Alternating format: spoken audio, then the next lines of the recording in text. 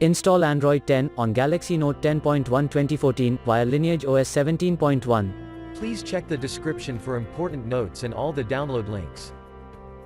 First, download ROM and GApps packages, then transfer the downloaded files to the phone storage. Link is in the description below.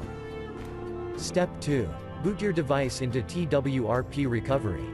Once in TWRP, click on Wipe, Advanced Wipe, and select the check boxes, as shown in the image, excluding internal storage. Step 4. Swipe the button to wipe the device. Step 5. Go back to the recovery main screen, and tap on the Install button. Step 6. Navigate to the storage, and select the ROM zip file. Step 7. Finally, swipe the button on the screen, to install ROM file. Step 8. Flash the GApps zip package, in the same manner. Step 9. After GApps flashing completes, select Wipe Cache and Dalvik from bottom left side of screen, and swipe to wipe. Step 10. When the flashing process is complete, hit Reboot System. That's it, you have successfully installed the ROM on your device.